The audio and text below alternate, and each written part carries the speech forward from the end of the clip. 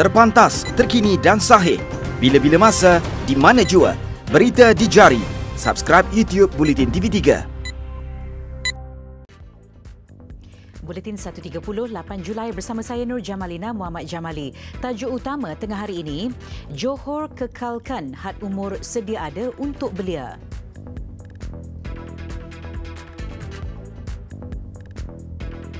Prasarana Rapid Bus terima kontrak kendali semua laluan bas percuma GoKL.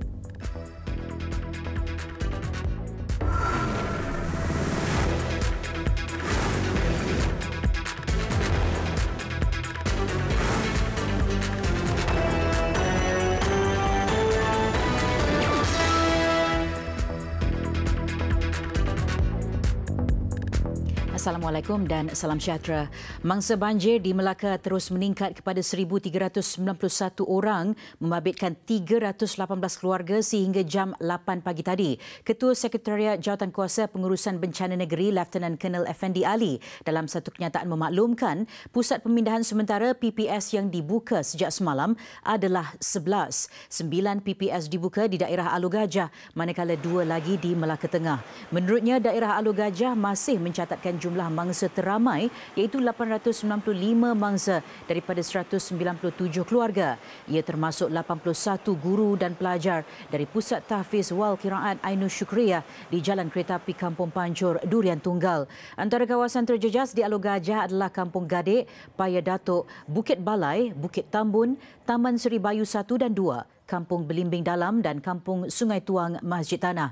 Manakala bagi Melaka Tengah adalah di Taman Tambi Cik Karim, Taman Merdeka Jaya, Taman Kerubung Jaya, Kampung Lanjut Manis, Kampung Tanah Merah, Kampung Sungai Badau dan Kampung Tampoi. Sementara itu, menurut Pengarah Jabatan Pendidikan Negeri Datuk Abu Bakar Sari, sesi pembelajaran 2 sekolah terpaksa ditangguhkan hari ini berikutan jumlah mangsa banjir yang semakin meningkat, iaitu Sekolah Kebangsaan Kerubung di daerah Melaka Tengah dan Sekolah Kebangsaan Belimbing Dalam di daerah Alor Gajah.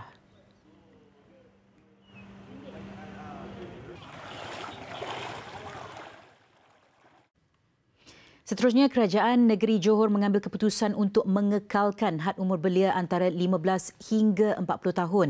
Menteri Besar Johor, Datuk Dr. Sarudin Jamal berkata, ia bagi memastikan pelan perancangan yang telah dirangka khususnya membabitkan belia tidak terbantut. Dalam satu kenyataan, Datuk Dr. Sarudin menegaskan kerajaan negeri menghormati pandangan dan keputusan Kerajaan Persekutuan dalam pelaksanaan rang Undang-Undang RUU Akta Pertubuhan Belia dan Pembangunan Belia Pindaan 2019 Akta 688. Ia antara lain telah menurunkan had umur belia daripada 40 tahun kepada 30 tahun. Namun ujarnya, pada umur 40 tahun, golongan berkenaan disifatkan sebagai kelompok yang strategik untuk membina karakter kepimpinan dalam berjuang dan mempertengahkan isu semasa yang berbangkit. Ia seiring dengan penonjolan idealisme, aktivisme dan intelektualisme yang menjadi ciri serta citra orang muda. Malah pada peringkat umur itu, literasi politik mereka juga stabil dan sesuai untuk membentuk pemimpin pelapis masa hadapan. Selain itu, tambahnya kebanyakan dana bantuan yang diperkenalkan sebelum ini mengguna pakai had umur 18 hingga 40 tahun. Golongan berusia 30 hingga 40 tahun juga katanya masih aktif menyertai pelbagai program termasuk aktiviti luar dan sukan. Pada 3 Julai lalu, Persidangan Dewan Rakyat meluluskan RUU berkenaan.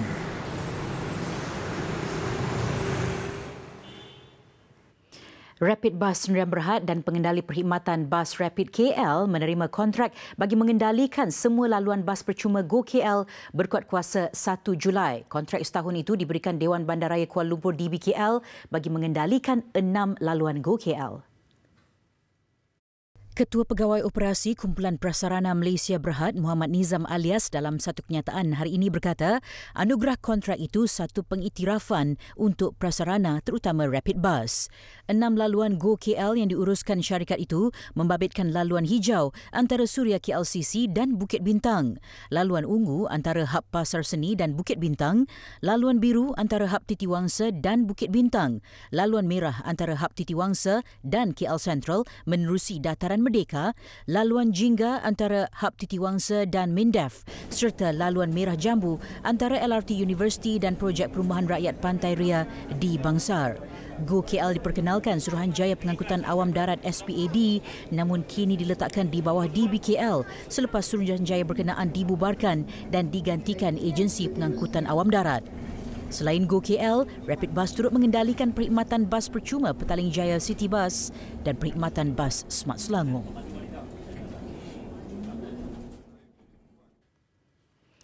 Isu kerosakan Jalan Persekutuan terus mendapat perhatian Dewan. Kementerian berkaitan tidak teragak-agak mengenakan tindakan tegas kepada syarikat konsesi yang gagal buat penyelenggaraan. Selain isu pilihan raya kerajaan tempatan yang akan diputuskan hujung tahun ini. Laporan penuh kita bersama wartawan Nur Fazila Muhammad Sahir di Parlimen. Silakan Fazi. Ya, J. Assalamualaikum dan salam sejahtera. Keputusan berhubung pilihan raya kerajaan tempatan hanya akan diketahui hujung tahun ini. Kertas kajian mengenai pelaksanaan pilihan raya itu sedang disediakan secara komprehensif dengan pelibatan pihak-pihak berkepentingan sebelum dibentangkan kepada Jemaah Menteri. Kita masih di dalam proses menyediakan kertas untuk dibentangkan kepada Jemaah Menteri. Dan segala perbincangan dan juga kajian telah dibuat, comparative study dengan izin. Contoh-contoh yang dilaksanakan di negara-negara Commonwealth seperti Australia dan India dan non-Commonwealth seperti Amerika telah diambil kira. Dan ini akan merupakan sebahagian daripada kajian yang akan dikemukakan untuk pertimbangan. Dan kita juga telah dan sedang mengkaji dan menengok akta-akta yang perlu dipinda, yang perlu diubah, dan inilah cara keseluruhannya kita perlu menghadapi situasi tersebut. Dan kita juga telah mengadakan engagement dengan pihak-pihak tertentu seperti wakil-wakil kerajaan, SUK negeri, SPR, peguam negara dan juga other stakeholders. Ini adalah sebahagian daripada persiapan kita dan keputusannya akan dibuat apabila ia dibentang kepada Jemaah Menteri yang kita jangka sebelum akhir tahun ini.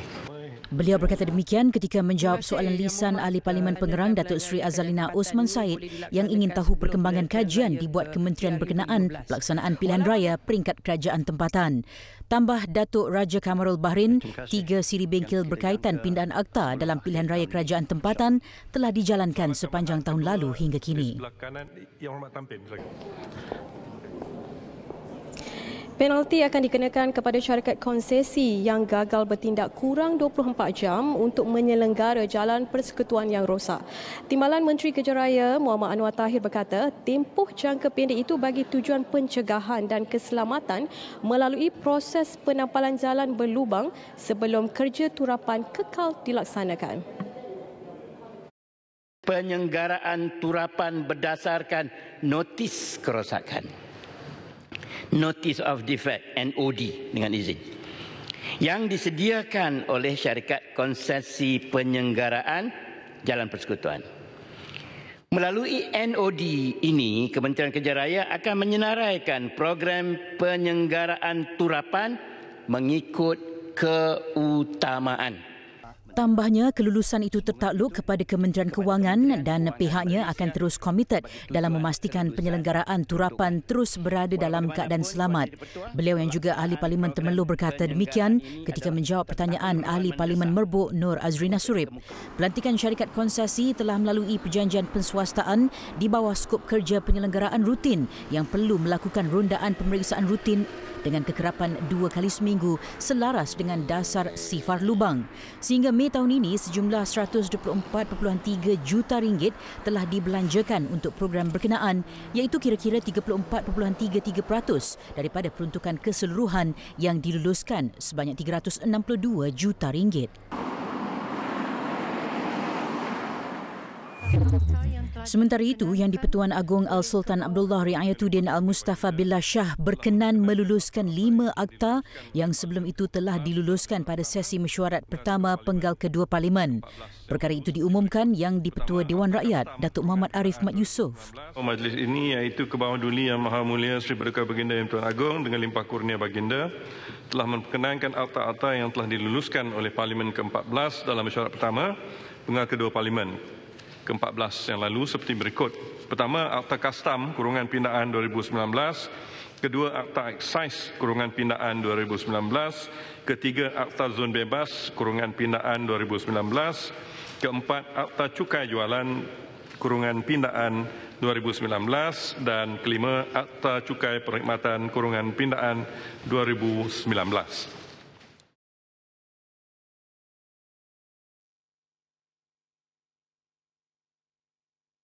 Meneruskan perbahasan rang Undang-Undang Perlindungan Pengguna Pindaan 2019 untuk bacaan kali kedua petang ini. Untuk itu sekian saja daripada kami di Parlimen. Kembali kepada J. Assalamualaikum. Terima kasih Fazi dengan perkembangan tersebut.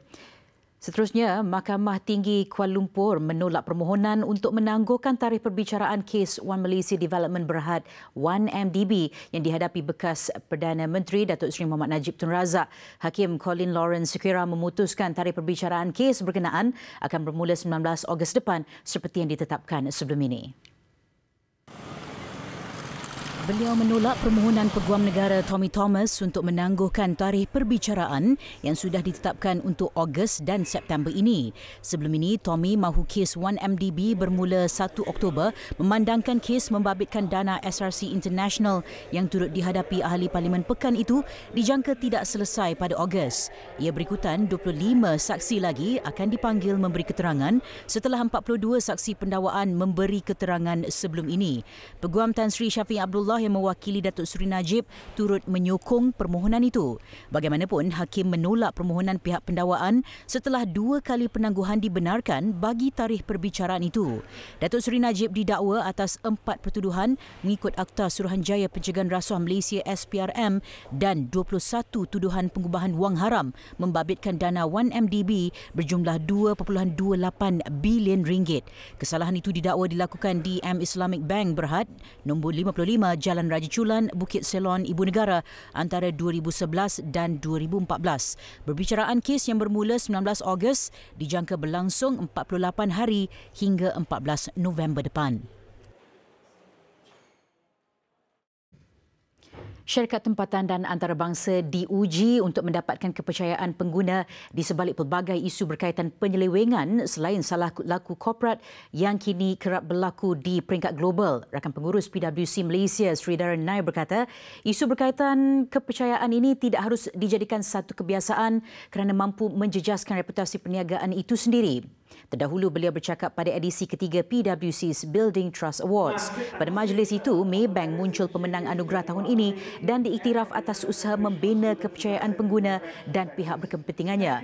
Konglomerat Sime Darby Berhad pula muncul pemenang dan IHH Healthcare Berhad pula di tempat ketiga. Anugerah itu adalah satu-satunya di Malaysia di mana syarikat dinilai panel yang bebas dari segi kepercayaan pengguna bukan sahaja dari sudut kewangan tanpa sebarang pencalonan dan permohonan.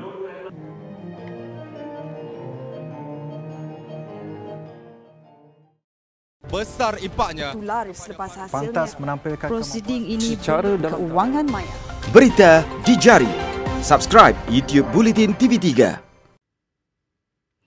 Sedikit perkembangan luar negara, pihak berkuasa Indonesia menarik balik amaran tsunami susulan gempa bumi 6.9 magnitud yang menggegarkan pantai di timur laut Pulau Sulawesi dan Maluku Utara. Keputusan diambil selepas tiada kemalangan jiwa, kecederaan mahupun kerosakan harta benda dilaporkan. Menurut agensi Geofizik Indonesia, gempa bumi yang berlaku lewat malam semalam pada kedalaman 36 km itu turut diikuti beberapa gegaran susulan kecil. Gegaran yang turut menggegarkan bangunan itu membimbangkan sebahagian penduduk di beberapa bandar yang memaksa pihak berkuasa mengarahkan mereka berpindah ke kawasan lebih tinggi. Gegaran paling kuat dirasai selama beberapa saat berhampiran kawasan bandar pelancongan tepi pantai di Manado, namun tiada kerosakan dilaporkan.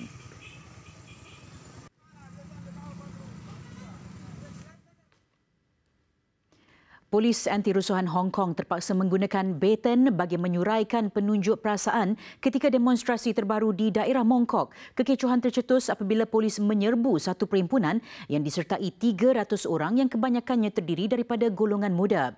Penunjuk perasaan menggunakan payung untuk mempertahankan diri ketika serbuan polis. Polis menahan 6 orang ketika tunjuk perasaan diadakan di sekitar kawasan tumpuan pelancong. Terdahulu, ratusan ribu penunjuk perasaan di Hong Kong mengadakan bantahan secara aman di Tsim Sha Tsui berdekatan stesen kereta api West Kowloon yang menghubungkan wilayah itu ke Tanah Besar China. Tuntutan mereka termasuk menghapuskan rang undang-undang ekstradisi selain menggesa Ketua Eksekutif wilayah itu Carrie Lam meletakkan jawatan.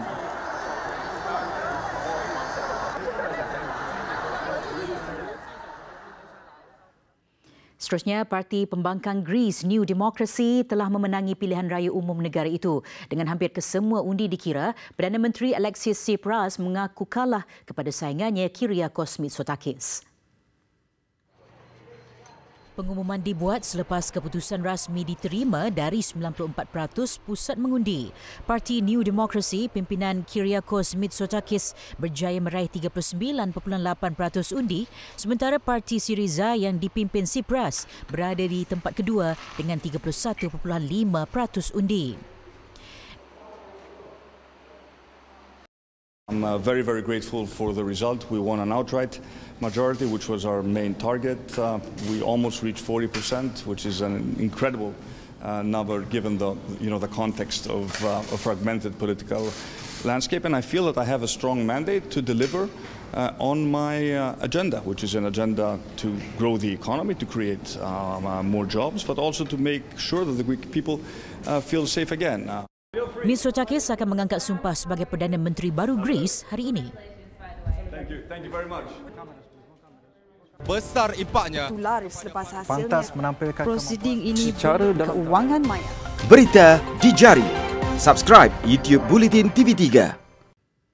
Pasukan Selangor melonjak ke tangga ketiga Liga Super selepas menundukkan Felda United 2-1 di Stadium Tun Abdul Razak Jengka malam tadi. Kejayaan mengutip 3 mata itu membolehkan skuad kendalian B Satyanathan yang sebelum ini berada di tempat kelima memintas kedudukan Kedah dan Melaka United. Pelawat terlebih dahulu menguji gawang tuan rumah pada minit ke-14, namun rembatan Endrick Dos Santos tepat ke dakapan penjaga gol Felda United, Nur Razlan Razali. Nur Razlan sekali lagi bertindak cemerlang apabila menepis keluar rembatan Muhammad Faiz Nasir pada minit ke-32. Selangor yang dilihat lebih banyak menguasai perlawanan, akhirnya mendapat gol pendahuluan menerusi Sandro da Silva. Kerancakan tuan rumah melancarkan serangan bagaimanapun terhenti seketika apabila dikejutkan dengan gol kedua pelawat yang dijaringkan Efedayo oleh Sogon pada minit ke-50. Tuan rumah akhirnya mendapat suntikan semangat apabila Josine Schad menjaringkan gol pertama pada minit ke-63 untuk kedudukan 2-1. Pemain gantian Amri Yahya hampir meletakkan pelawat selesa di hadapan, namun rembatannya pada minit ke-89 terkena tiang gol. Kedudukan 2-1 kekal hingga tamat perlawanan dan Selangor pulang dengan ceria apabila mengutip 3 mata di tempat lawan.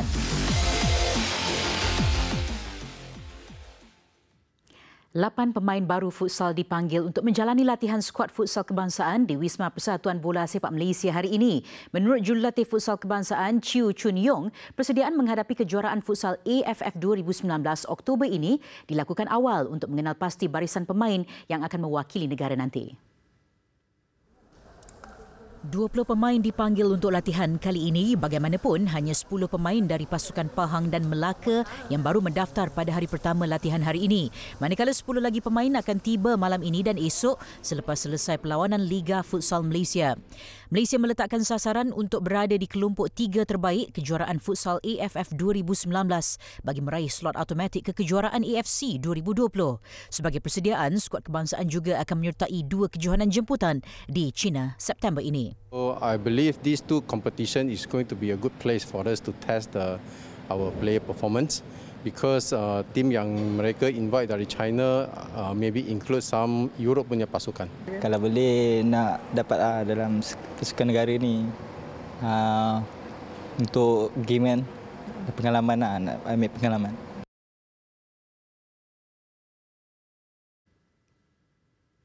Ikuti lebih banyak berita di platform media sosial Bulletin TV3. Aksi Pesta Larian Lembu di Pamplona, Spanyol mengakhiri Bulletin 1.30. Namun sebelum itu, kita saksikan segmen BU Extra. Saya Nur Jamalina Muhammad Jamali. Salam hormat. Assalamualaikum.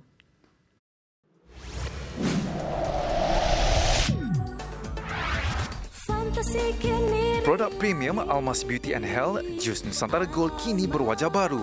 Dengan konsep warna keemasan yang menarik, jus Nusantara Gold masih mengekalkan rumusan khasiat 5 kali ganda gabungan pelbagai jenis herba terbaik tempatan. Melalui proses pembangunan dan penyelidikan yang teliti, jus Nusantara Gold antara produk premium yang banyak melonjakkan jenama Almas di pasaran tempatan dan serantau.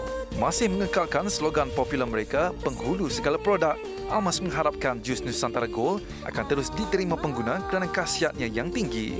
Dalam membantu meningkatkan tahap kehidupan, jus Nusantara Gold yang diformulasi daripada buah delima, madu, kurma, habatus sauda, temulawak, lempoyang, temu hitam, halba, ibu kunyit dan lain-lain menjadikan rumusan terpenting dan paling utama dalam menghasilkan jus Nusantara Gold. Buah kurma yang ternyata kaya dengan antioksidan dapat membantu menentang proses penuaan dan bagus untuk kecergasan jasmani. Buah delima dirumus bersama kerana ia adalah ejen antioksidan yang bagus untuk memelihara keremajaan kulit selain berfungsi melancarkan proses pencernaan badan. Tidak berkompromi dengan kualiti produk, jus Nusantara Gold dihasilkan untuk memberikan manfaat yang optimum.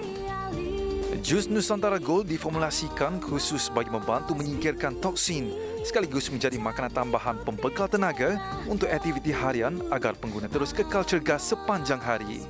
Sejak mula bertapak di pasaran tempatan pada tahun 2009, kejayaan demi kejayaan yang diraih Almas tidak lain dan tidak bukan sudah tentulah datangnya daripada penghasilan produk yang berkualiti tinggi sekaligus menjamin kepercayaan daripada golongan pengguna.